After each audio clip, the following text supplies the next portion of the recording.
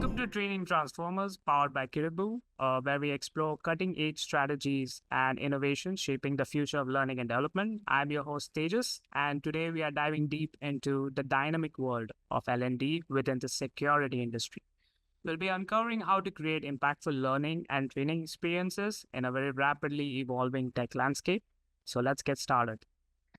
Today, we have the pleasure of speaking with Mary O'Sullivan, the Learning and Development Manager at PSA Security Network. Mary brings with her over a decade of experience in higher education, seamlessly transitioning her expertise into the tech-driven security sector.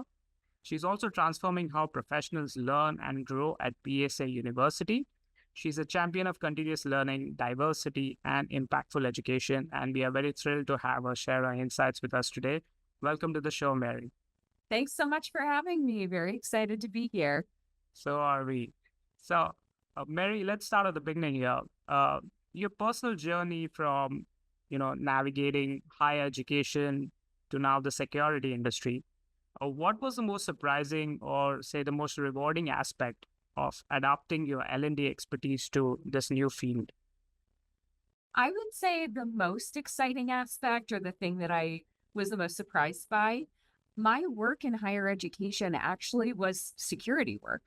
And I wouldn't have thought about it that way. I was a hall director, area coordinator, lots of different titles. But basically, I was managing the residence halls that college and university students lived in. So a lot of the roommate conflict, kind of stereotypical college experience, but quite a lot of crisis response. I was working with access control systems, which was my biggest surprise. Using a system here, learning about one of the systems that our integrators use is a system that we use to code card keys at one of my jobs. So that connection, and I was so people focused and so focused on the students and the learning and development, the education side of that role, I never really thought about all the other security pieces. Interacting with law enforcement, crisis management and response, all of the training pieces that goes into incident report writing and making sure people know the correct policies and procedures to follow.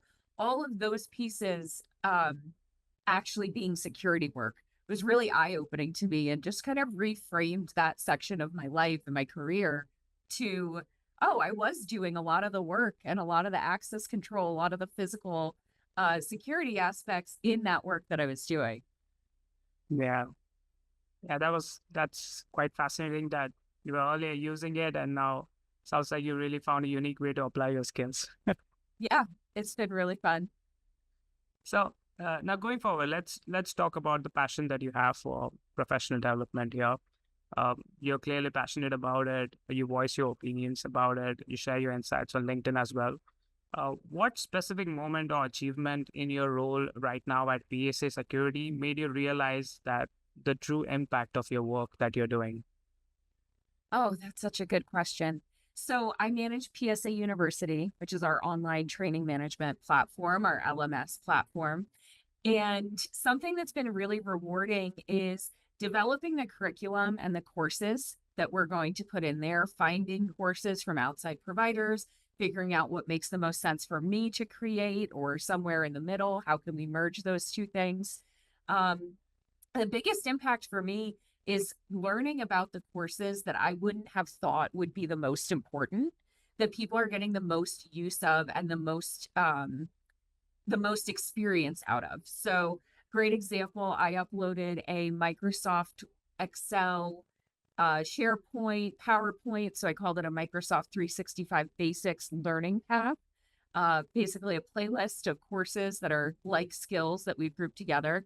And that is our most taken course and the one I hear about the most from people, that the Microsoft Word and the Microsoft Excel especially, they're skills that folks just don't have a lot of, or always could use a refresher or learn something new.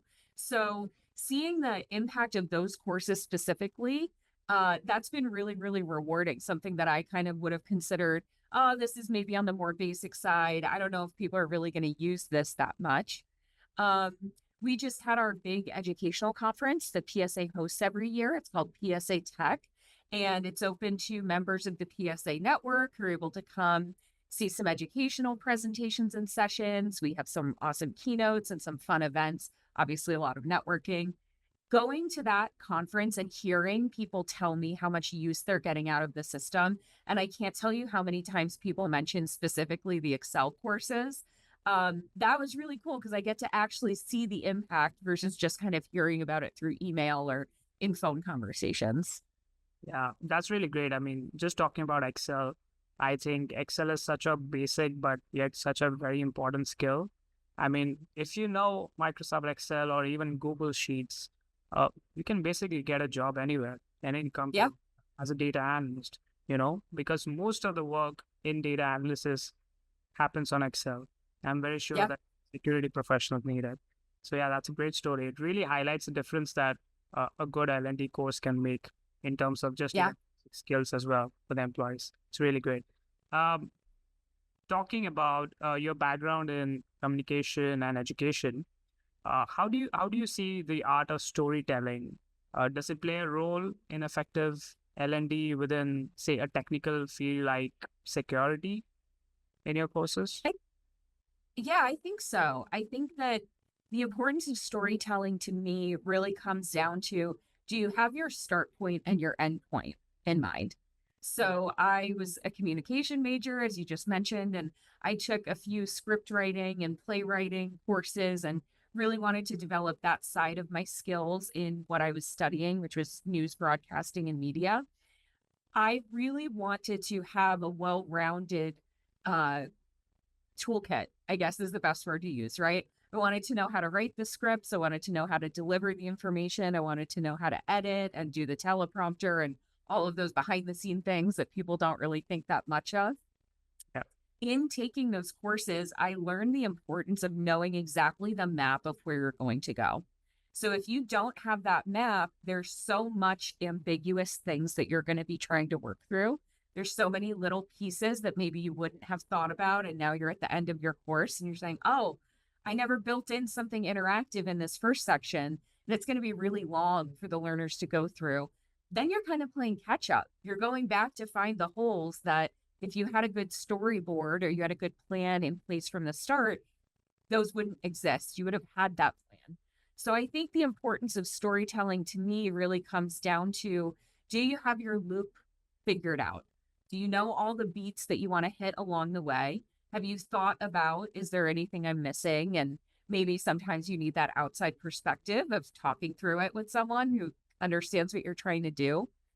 I think that that is never going to be replaced in L&D. I think always to be successful, you need to have your roadmap, you have to have your plan, and you have to know the goals and how you're going to hit them. Without those pieces, your training is not going to be as effective, and it might even fall flat for the learners, especially that example with the interactivity. You need something to keep you engaged. You can't just, watch a super long video and then that's the end of your training. There has to be some other components to supplement that. And maybe it is that you need a long video, but then maybe you need a post assessment and you need to ask some questions and kind of figure out, did this actually help with the skill? Yeah. I mean, it's really important to keep them engaged throughout the whole cycle, right? I mean, there was a recent stat that came out that, 92% of the workforce, at least in the US, they think that if their training courses are not engaging enough, then, they might just skip it. And that's a very important part of keeping them engaged throughout introducing interactive elements and stuff like that. That's Yeah. really great. So it's good. I love the perspective. So you took your playwriting skills and applied them to your courses here to make Yeah, that technical exactly. information very relatable to your employees. That's pretty great. Uh, at PSA University now, tell us a little about PSA University. Like, what are some of the learning technologies or strategies that you're implementing over there to keep your content engaging, relevant, for your workforce over there? So PSA Security, we work with a large network of integrators. So all these individual companies have access to PSA University and they can get these free trainings that we have available. So to all of our network members, they're able to access a free seat. And we have just over 200 courses available to them for free. So something that is really important when looking at PSA University and the software is how can we keep up with these requests that these folks might have? I'm not necessarily a security professional. I don't understand, the super technical aspects of IP networking or cable and structured wiring and those pieces. But the benefit for me is that one of the great tools in PSA University and 360 Learning is that they can declare a learning need. So they can see, hey, there's a gap here. There's some course or some topic that I would really like to see. Now they can have a direct line to me to let me know what that is. So I have two examples that I'm working on right now. The first one is a request to develop a course around the gap between sales and operation teams. So your sales teams, maybe they're promising things that are not actually reasonable and realistic that the ops team could deliver on. Always Maybe the happens. ops, right? There's always something. Maybe the ops team is not being super clear about the information they need right from the jump on the intake process, right? The initial conversations that the sales folks are doing. So finding a way to bridge that gap and figure out what those skills are, I was able to do some focus groups with our integrators with our network and figure out what are the soft skills and the hard skills.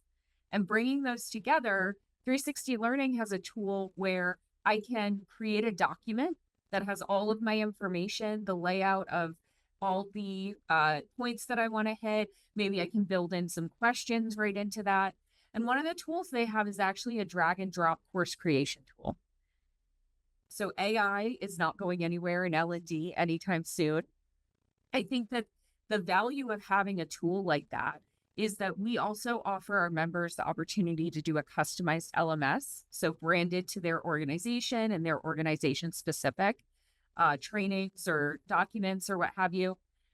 The benefit of offering our smaller integrator companies that maybe they don't have a learning and development team, and maybe they don't have someone with an education background, or that person is doing quite a lot of different roles in the company. They're not just focused on curriculum development or training programs.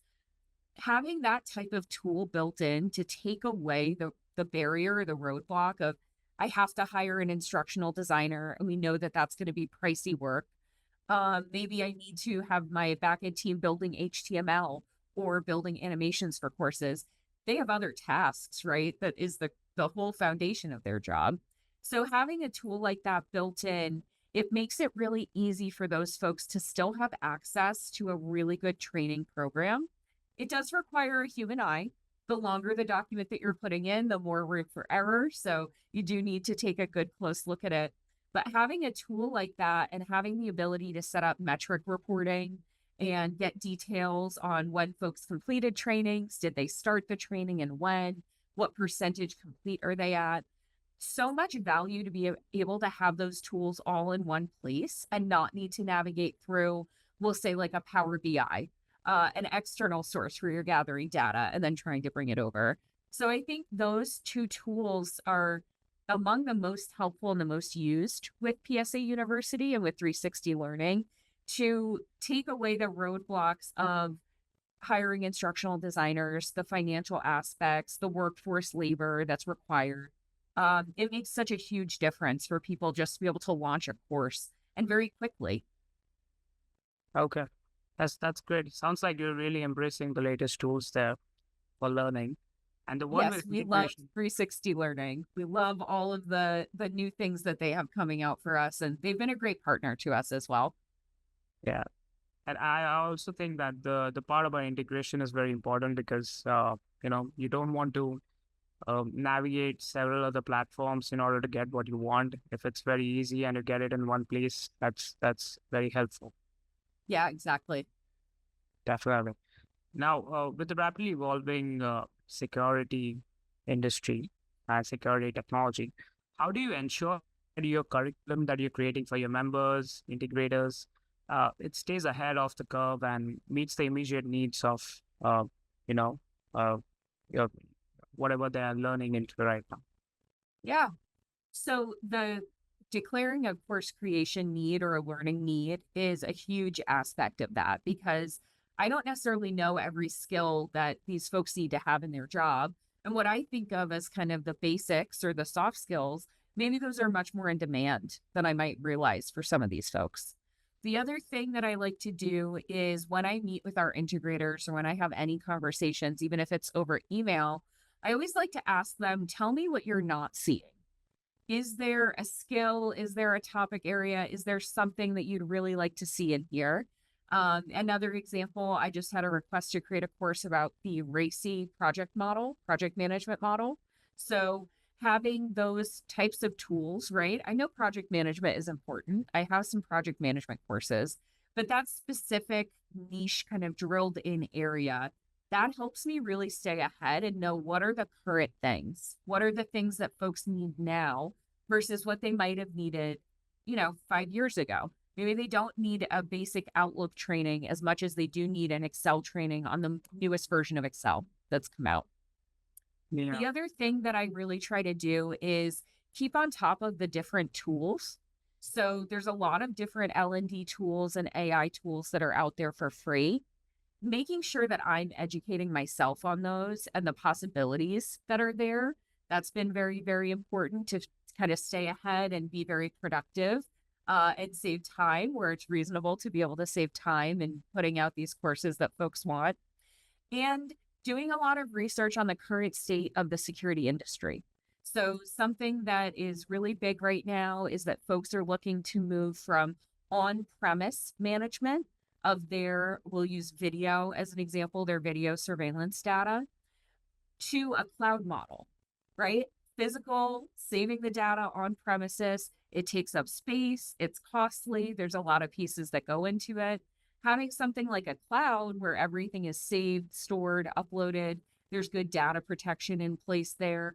That is a big shift that is going to be coming in our industry over the next few years. That's going to continue. So making sure that we have those things in mind and that is the forefront, that we know, hey, we're doing research. These are the 5 most important things right now in the industry. And then making sure we're meeting those needs, right? So moving from on-premise to cloud, that's a big shift. And if folks are a little bit delayed or maybe they're not as technologically savvy, it's something that we can bridge the gap and make sure that they know, hey, here are some benefits. Here are some potential challenges to have on your radar. And here are the opportunities that you have available to you if you move forward in this direction. Another thing that PSA does is that we have a really strong industry presence at different educational conferences. So coming up soon is our ISC West International Security Conference. And that is hosted by Security Industry Association, a huge association that covers all types of security. And we have panels and discussions and presentations of those on these topics that we find are the most emerging or the most important. Oh, yeah. That's really great. I mean, it's very important to keep staying updated about the industry you work in and staying agile on all the tools that are coming up, especially with AI now. I guess there's one new tool every other day that's coming up there. Yeah. So now that we have called out the elephant in the room, it's AI. AI is transforming many industries, including L&D as well. So how are you exploring or incorporating AI into your L&D strategy at PSA? What potential do you see for AI in the future of even security training? Yeah. So one thing that has been really important for me is not only learning the 360 learning tools that are built into the system and available to us just by nature of having PSA University, and what are the external tools that make sense for us. So one tool that I've used a lot is called 7Taps. Really easy course creation tool. It can build you a scored file or create basically a card deck for you, and very easy to transfer over into your LMS if it works, is compliant with your LMS platform. For us, it works really well. Another one that we really like to use, I believe it's called School Bus. And that is a program that will distill information down and give me a version of it however I would like. So for my RACI course that I'm working on right now, I put together my document of all of the most important things that I wanted to hit, and it was very wordy and very big. As soon as I finished it, I realized, hey, this is not the most ideal way for me to deliver this information in a 30-minute course. This would be great if I was doing an hour, but an hour on this specific model really seems like it would be overdoing it with how much there is to talk about, right? So taking that to the tool and having the tool review and give me, instead of my 6 pages, give this to me in 2 pages. Find the areas where my human eye is adding too much context and kind of cut it down and get to the facts. I am a very fluffy, bright, friendly communicator style. So a lot of exclamation marks in my emails and a smiley face if it's appropriate here and there. And I need that external eye sometimes to say, hey, we need to focus on just the facts here and not over contextualize and provide too much information. So having those tools as a second level check for me has been really important. The thing that we try to avoid is putting something in and taking exactly what it spits out. The prompt engineering is very important. So I actually got a certificate in AI for learning and development from 360 Learning. Being really intentional with that prompt engineering, what you're crafting and how you're crafting it to make sure that you're not having to do, we'll say, multiple queries on a chat GPT or a large language model. Being really intentional with what I need it to do. So one thing that I really like is, for example, we're looking at how to run a social media campaign. Something that ChatGPT could do for me is give me a 3-month breakdown of what would be the best practices for me with posting, maybe some example topic ideas or time frames on, hey, on Monday, Wednesday, Friday, you're going to post these 3 topics. Having that kind of structure in place, saving some time, but not necessarily having it be a completely generated thing, right? You're putting in the work and making sure that it understands what you want out of it. Knowing when to use those tools and how much, I think, is the most important thing for us here at PSA. Yeah. And that's even interesting. Even I'm noting down some ideas. Maybe we Yeah. can use that for our social media. Can get a breakdown of topics and all. That's really cool. So yeah, it's I mean, with AI, the possibilities are really exciting, and it's Yeah. just going to grow, and it's going to be more exciting as we go ahead for sure. Coming down to the very end, if you could give one piece of advice to other L&D or training leaders in the security or technologically, the technology industry, what would it be then? Oh my gosh. I have 2 pieces of advice, I think. So my first piece of advice is knowing how to speak the L&D language to folks outside of the L&D world is very important.